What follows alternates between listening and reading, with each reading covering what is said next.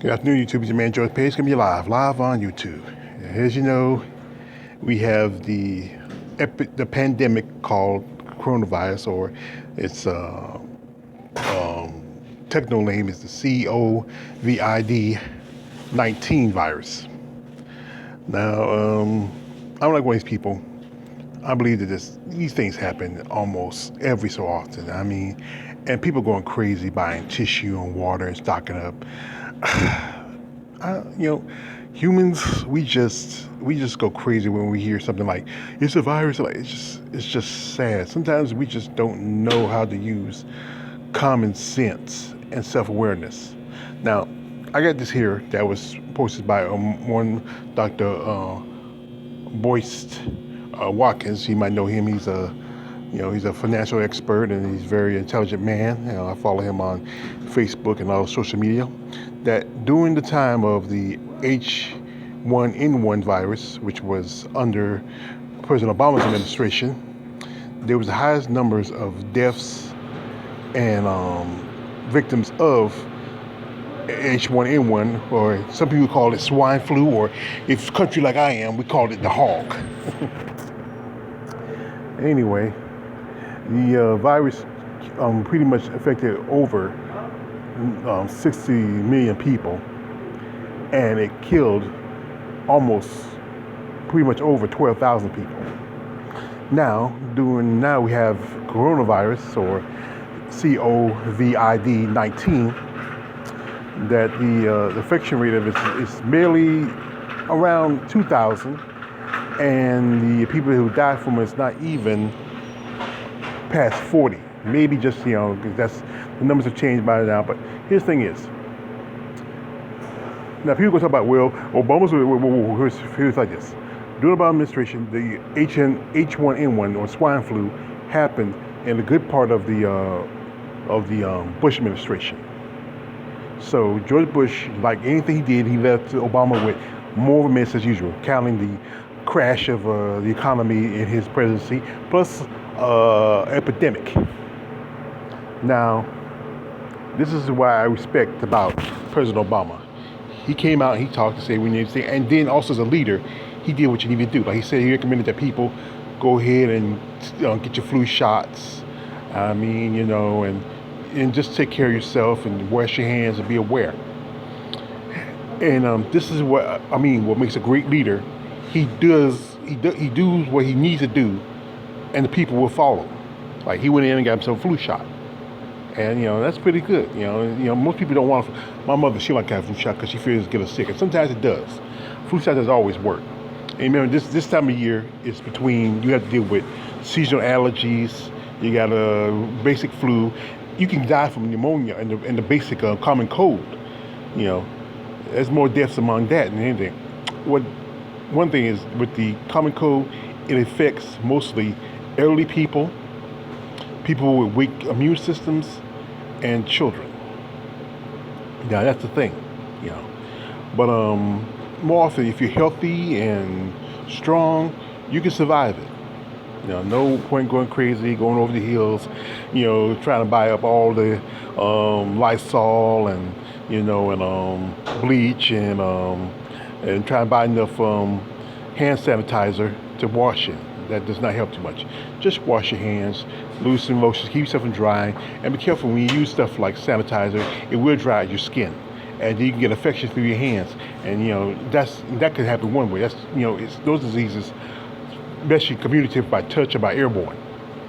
Now, this is when he had a meeting about the swine flu, and see how the people there who are assisting him with the meeting are like separate, spaced out.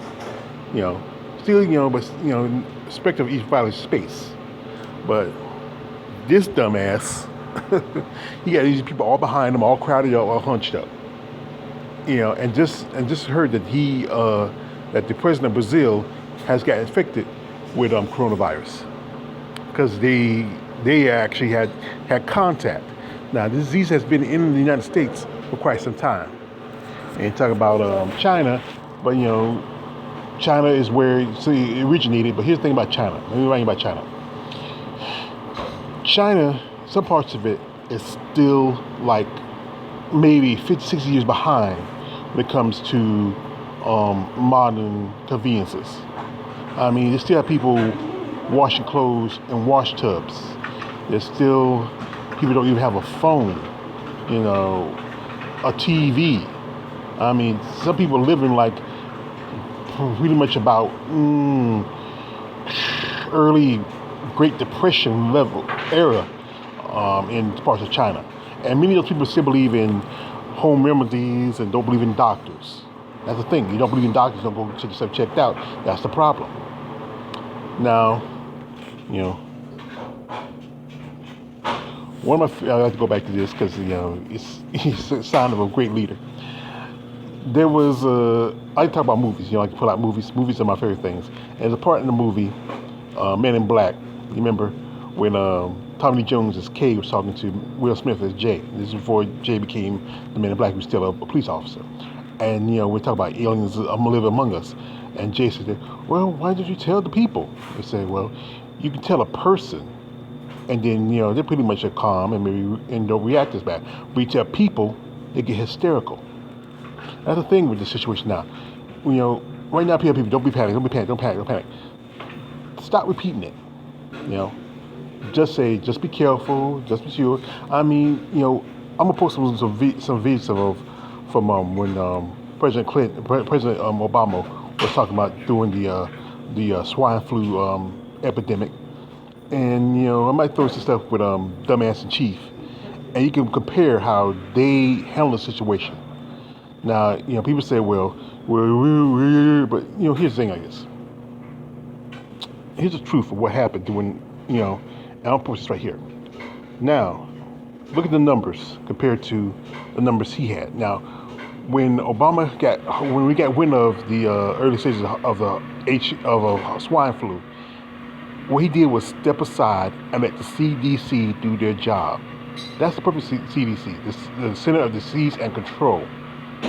You know, he didn't put Joe Biden over anything. He just let the CDC do what they're supposed to do.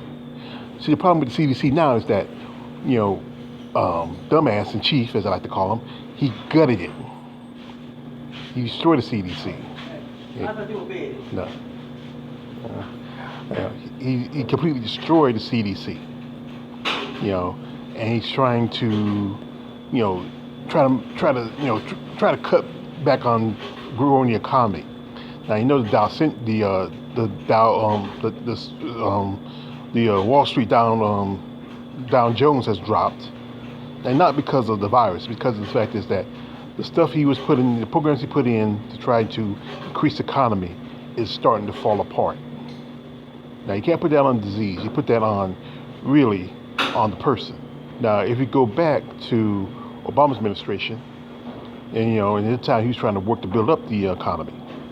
Now, if there was, and I think there might be some, you know, if you could trace it and find that the Dow Jones didn't drop as bad, you know, people didn't have as much problems. And also, the Congress was trying to push a plan to help people who are out of work. But the Senate is blocking it. Because what it is money truthfully, it's not money out of their pocket. It's money that we as citizens who pay taxes deserve. See, people keep forgetting.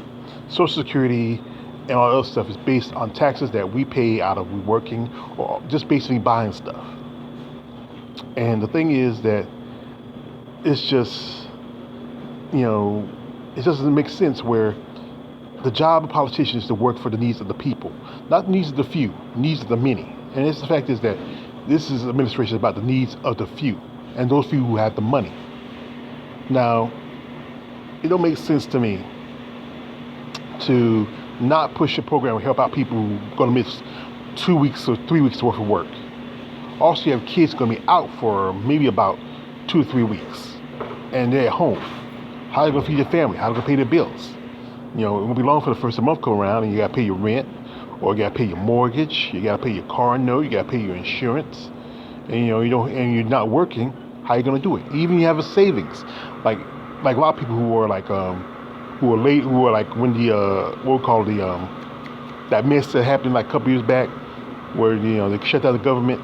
You have a bunch of people who are out of work for almost 2 to 3 months. I mean, out of work. Government was shut down because he wanted to prove something. And, and people had money saved. They had used that to pay their bills.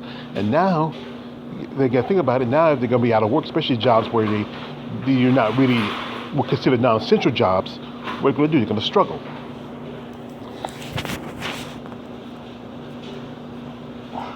Let me go back to this again, people. Let me tell you something about it.